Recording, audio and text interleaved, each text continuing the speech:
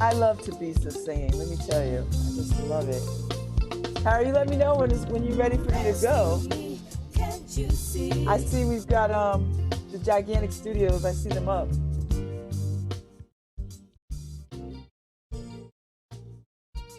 Hi, this is Babz Rawls-Ivy from New Haven, Connecticut, and you're listening to WNHHLP 103.5 FM, streaming live at newhavenindependent.org. Woo! Good morning, good people. I'm Babz Rawls-Ivy. Harry Drost is running things. I'm ready to have my conversation with Michael Jai White. This is the second hour of LoveBabz LoveTalk. I'm delighted. So I was at Gigantic Studios last night for the launch or the letting the folks in to see the studio moment. And I had a really good time.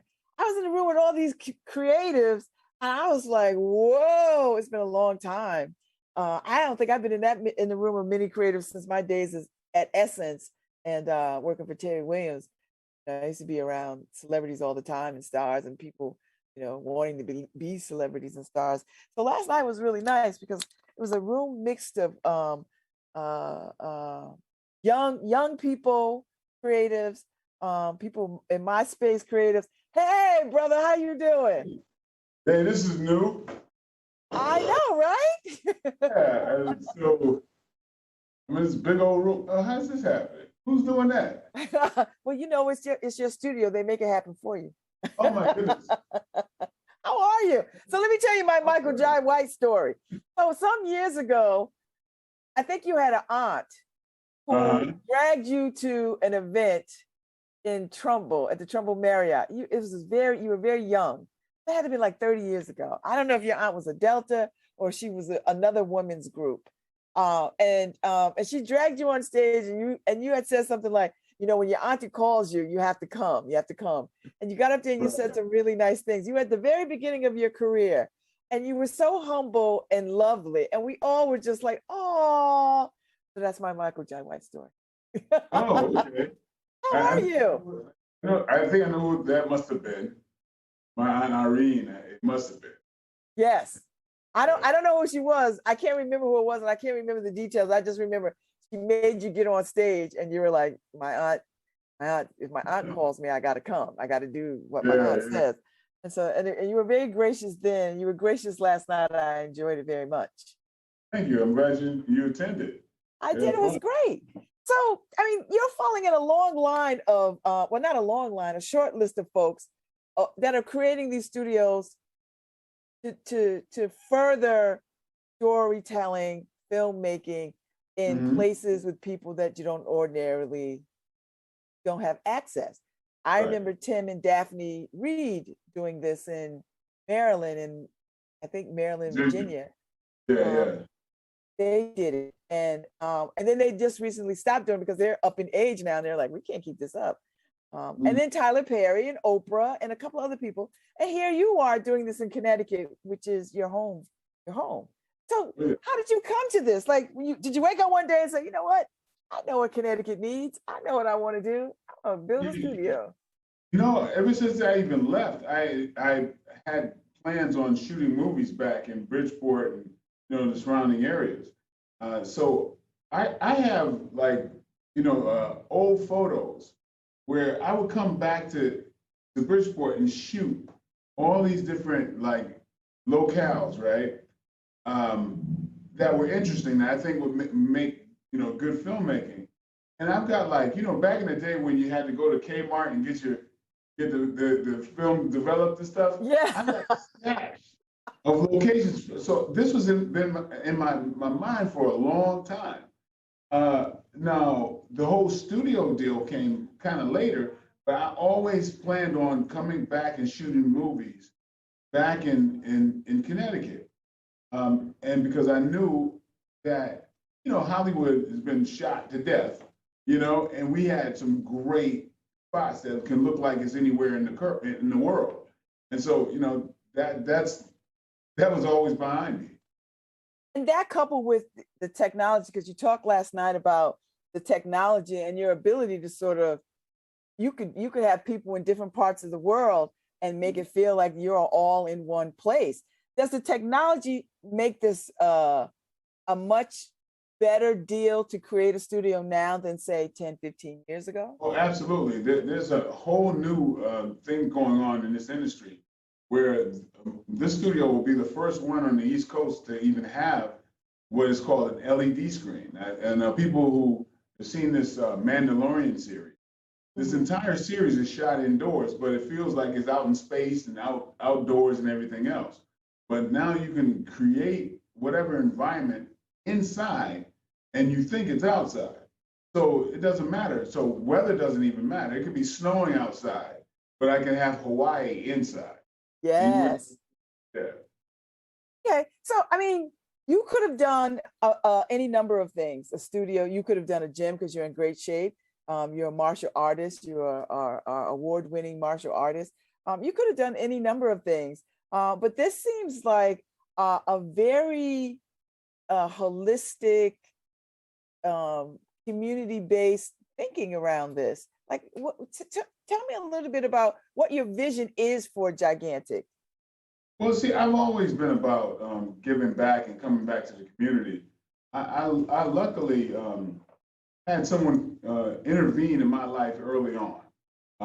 I was about to, follow the wrong path, go down the gangster road because that was the only role models in my community.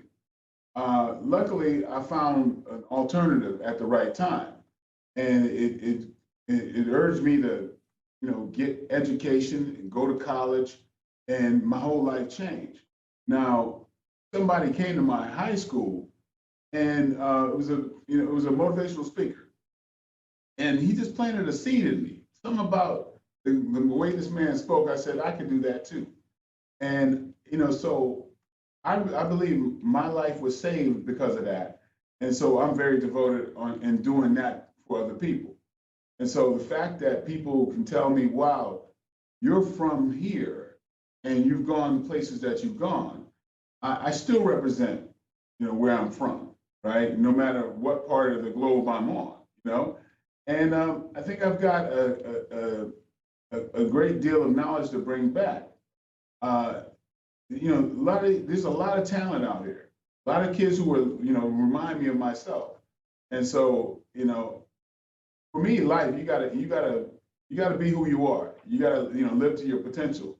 And part of that potential is, coming back and bringing this industry with me. So that's what inspires me more than anything else. It really ain't about the money. It's about really, a legacy thing. It's about giving back. It's about being thankful for where I came from and all the blessings I've had. So, you bear the great distinction of being the first Black superhero born, right? And we are starting to see more and more people of color be in these roles of superheroes, right? So, I mean, where do you think we'll go with that? How far do you think we could be accepted in these roles?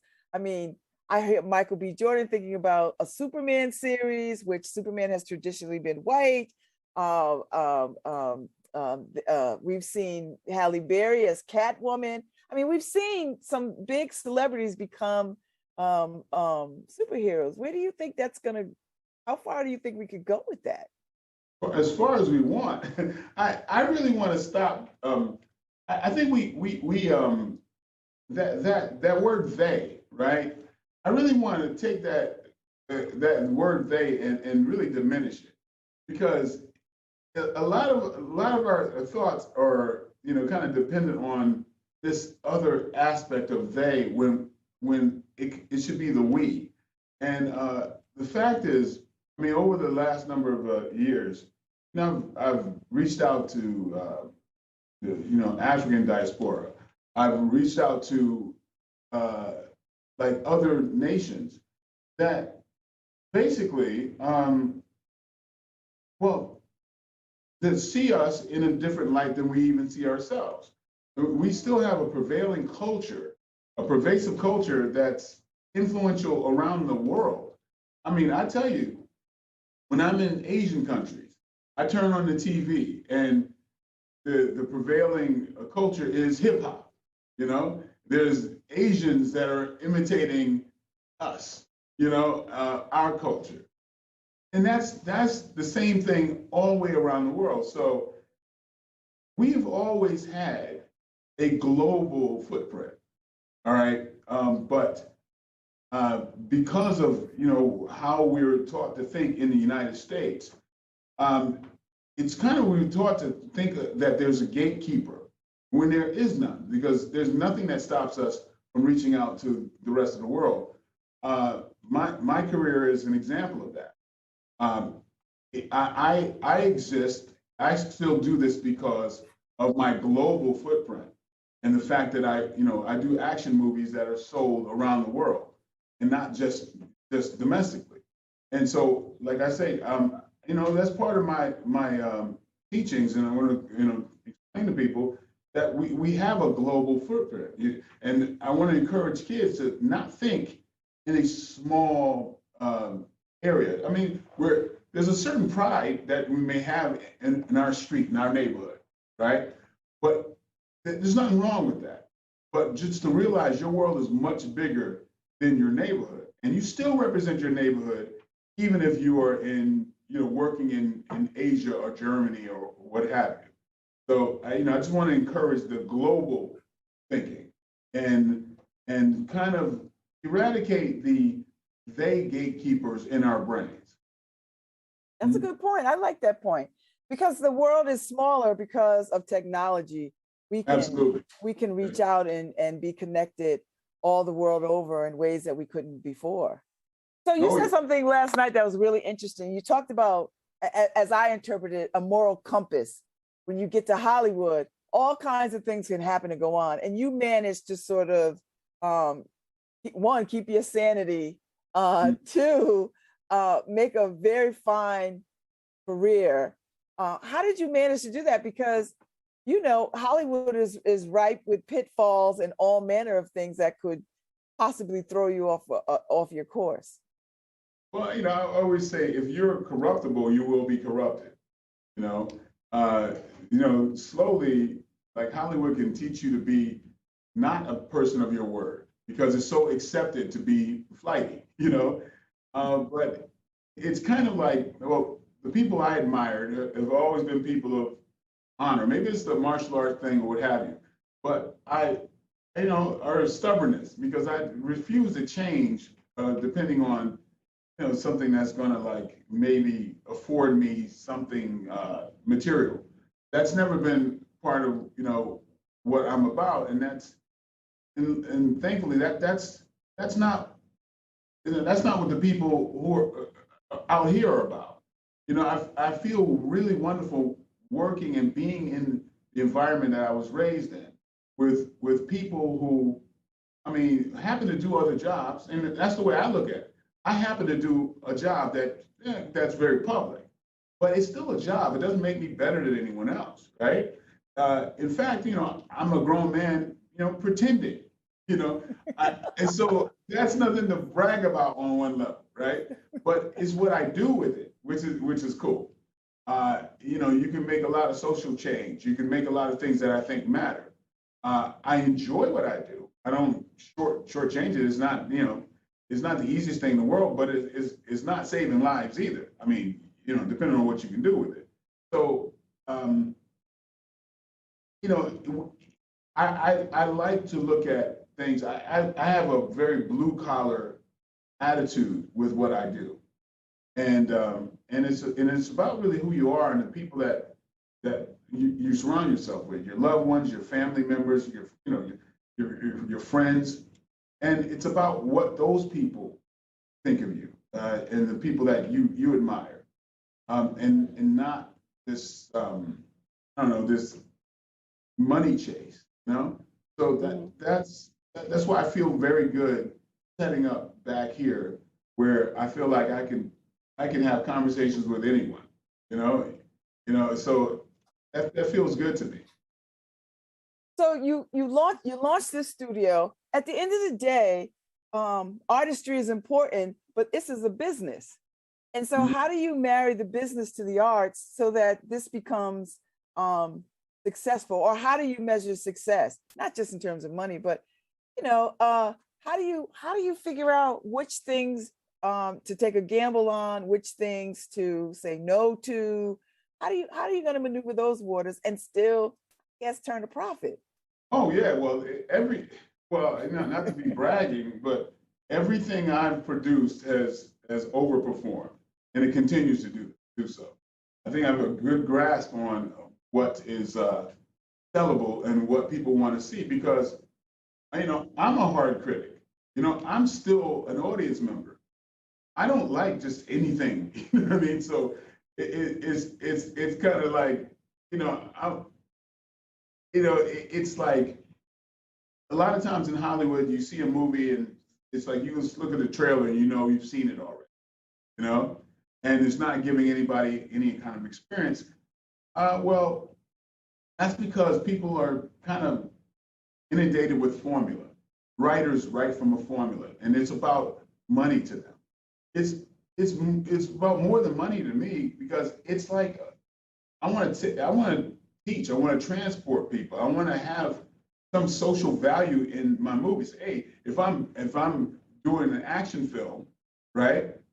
Yeah, there's going to be the body count and the asses being kicked, but if you take that out of the movie, it's a good movie by itself.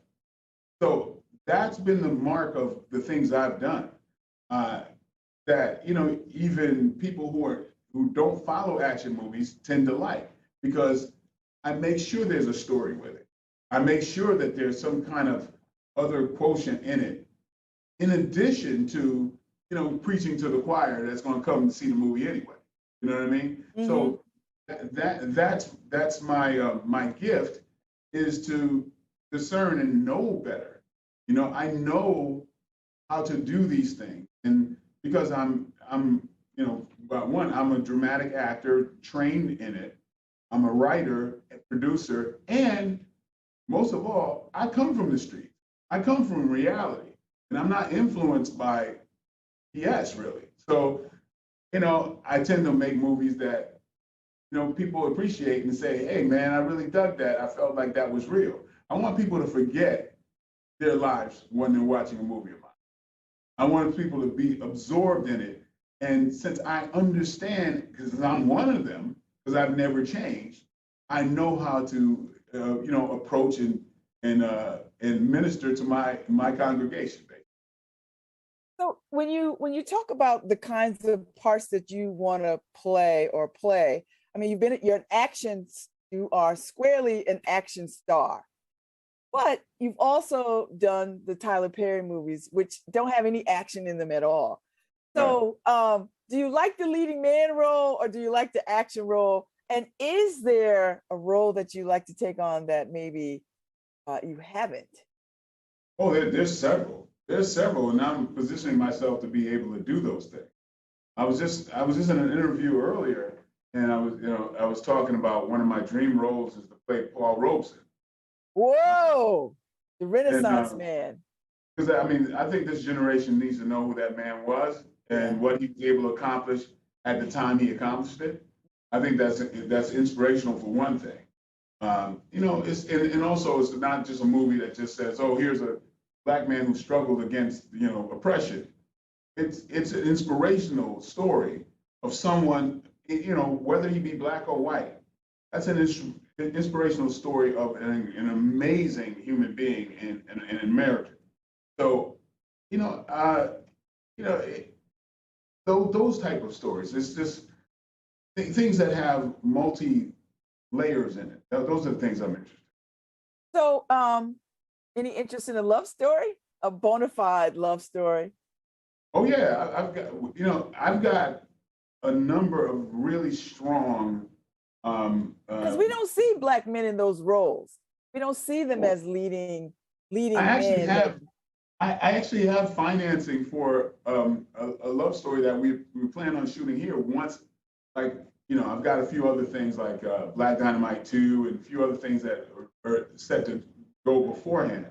But I already have a love story, a romantic comedy that would star myself, Toni Braxton, Bobby Brown, and my wife.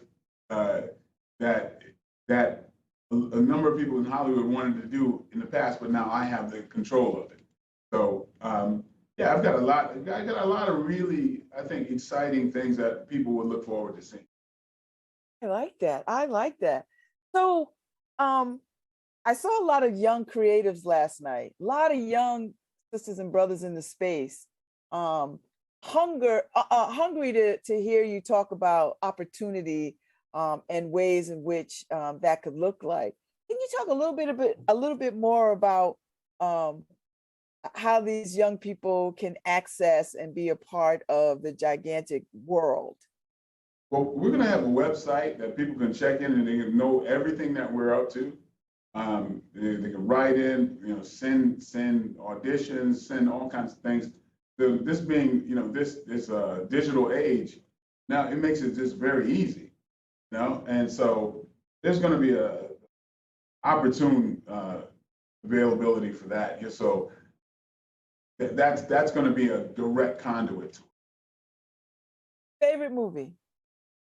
My favorite movie? Yes. Princess Bride. Really? I love that too. Yeah. That's such a good movie. It ticks all kinds of boxes. So, and I never get tired of watching it. And so when you first saw it, what did you think?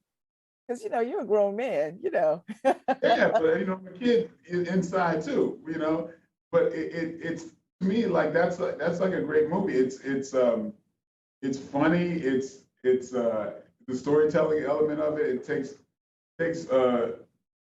It kind of takes liberties with regular storytelling and the fairy tale. That whole thing. I just think it was like just a perfect movie, And it's so quotable and funny. I mean, I don't know. It's always been my favorite.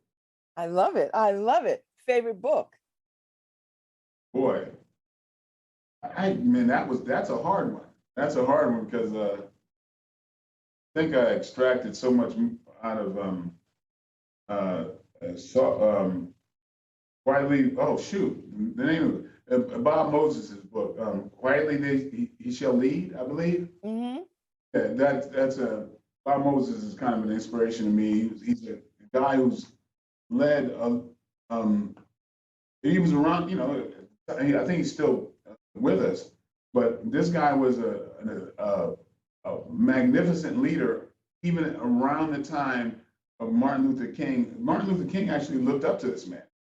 He was not much on speech making. He quietly did so much for education and civil rights, but never was comfortable, like really, up front in the stage, on stage. So that's a guy that kind of inspires me, and his book really made a very big impact in my life.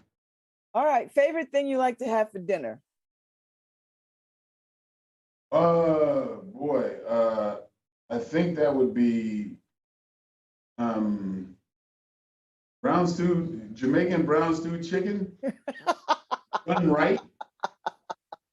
Yeah. Right. 50 million people gonna bring you brown stew chicken now. Yeah.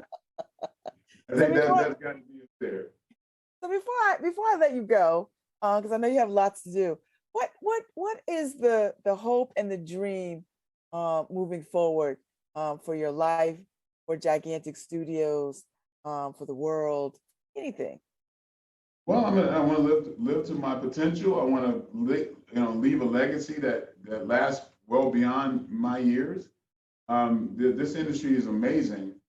We build these pieces of art that outlive us, right? So I love to put all I can into this storytelling and hopefully make stories that really impact people's lives. And and leave a legacy that people might be inspired by and follow. So that's really what it's all about for me. Thank you for letting us learn a little bit more about you today. Mm-hmm. And I'm so glad that you're here. I look forward to talking to you again, and I'm looking forward to being back in the space. Yeah, I'm looking forward to that too.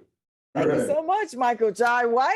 Thank you for showing up on LoveBabz LoveTalk. I appreciate it. All right, me too. All right, you take care. All right. Bye-bye. Thank you. Bye-bye. Oh, all right, Harry. Where are we? I don't know how this works. That's all right. They got you. They got you. That was wonderful. I think this is gonna be. I think this is gonna be a good. I felt like Paul, like a 20-minute conversation, Harry. I did a Paul Bass. You know, I could go on and on and on. You know, but I wanted to be a tight time frame. I didn't want to. I want another opportunity to talk to him again. So there you go. You know, peer pressure is real. It is. Right? Because Paul's last 2 shows have been over 50 minutes. Whoa!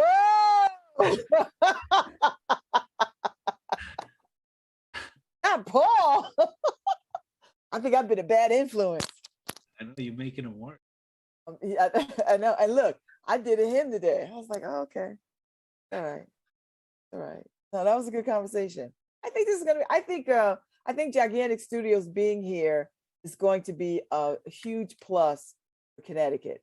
And the fact that the brother doing it, I think it means a lot, you know, to all kinds of people, not just to Black people, but all kinds of people. Are you having a heart palpitation? No, I just took my vitamins and stuff. You drink enough water? Like, just put them down your throat. You don't even have to taste them. Well, I taste them. They stay right here. Yeah. So that was a good conversation. Was that a good conversation, Harry? I thought it was a good conversation. Yeah. Good conversation. Yeah, you know, he's all over Netflix. All of his movies. Oh, I know, Harry. I did a search, a Netflix search. I was like, oh my God, look at all these movies. Yeah. He's like, he is the martial arts. You know, he's up there with, as far as I'm concerned, you know, with Sonny Chiba and Bruce Lee and all those cats, like putting out this genre of movies that there's a real bona fide audience for. Oh, he's one of the main action figures right now. Yeah. So yeah, if all you gotta do is go look him up on Netflix, even on Hulu, you'll find this movie. Yeah. No, when I was doing my little bit of research, I was like, what? This is a lot of movies around the world, Harry. Like, so yeah, he's got a good thing. But you know what? He could fund that studio just on his work. Yeah. Yeah, like you said, he's done the Tyler Perry stuff, so it's like he's well-rounded. Yeah. So, but you know, Harry, I'm ready to see us move into. And I wanted to ask him what movies would he won't do, but maybe the next time I have a conversation with him, like what movies will you not like? What roles do you say no to? You know, because I'm always interested in what people will say no to. Yeah. You know. Because I know what I'd say no to. Like, I'm not doing anybody's slavery movie. I don't got nothing against slavery movies. I just can't do it because I couldn't be acting. Because the minute I hear something, I would acting would cease, Harry. No, right. You're right. I always wonder. The acting would cease.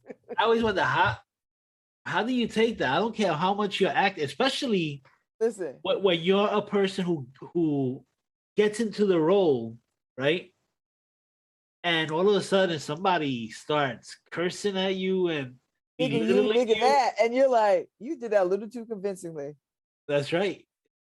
All of a sudden acting becomes fighting words. Yeah, see, I'd be like, Babz, this is reacting. I'm like, Yeah. See, that's why I'm not an actor. And all my acting friends would be like, Babz, you acting. I was like, the minute somebody said maybe toe-to-toe blows. I'm like, Babz, you cannot fight on every set. I heard that. He's like, no, these are the words. I don't mean this.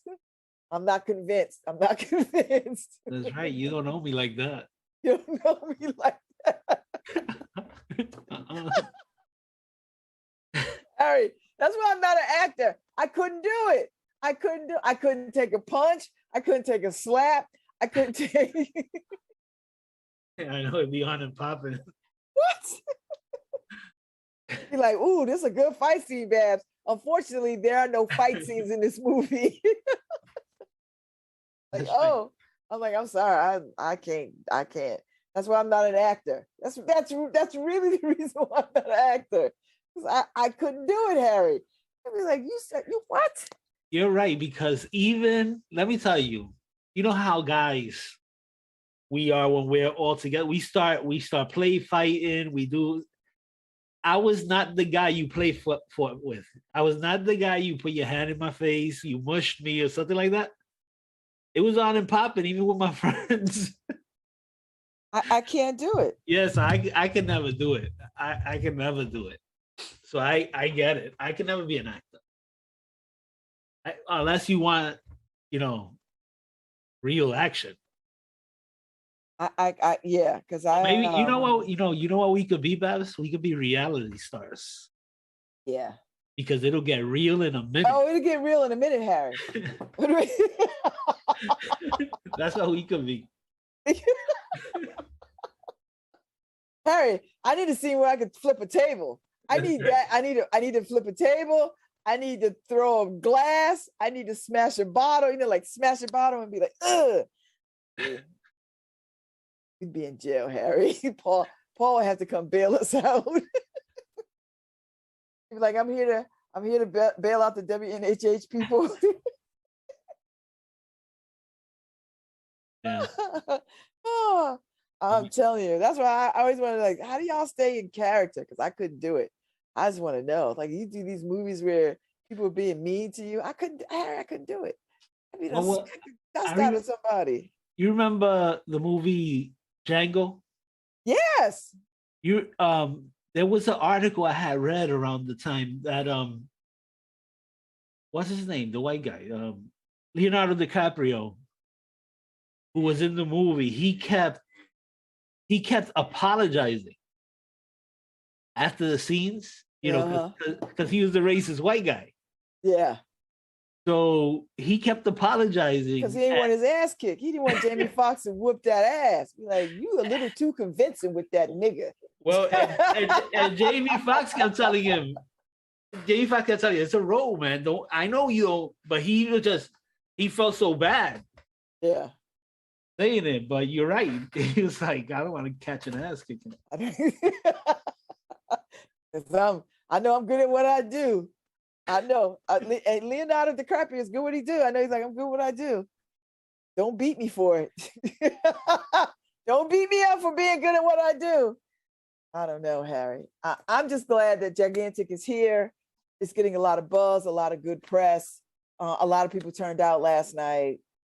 People had our masks. The food was good. Sandra served food. Alyssa had her rhythm beer. She had a rhythm beer cocktail, Harry. Now, there's only a few times that I like gin. When Tim Cabral makes me a cocktail, and I had a beer cocktail that Alyssa made me last night with gin in it. I was like, this is good, because I don't like gin, because gin to me tastes like live Christmas trees. I don't like it.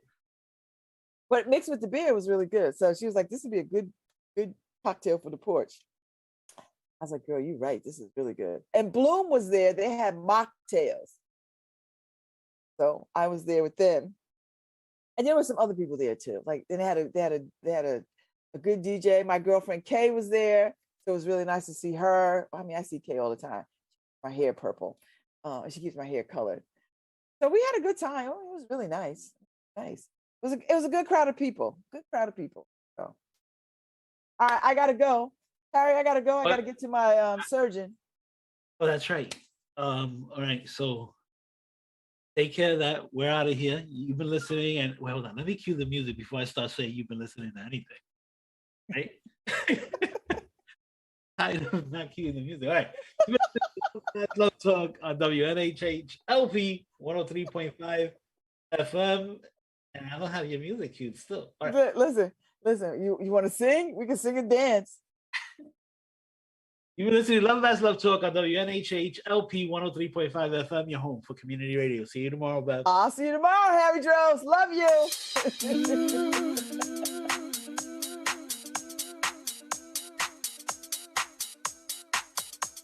Mm-hmm.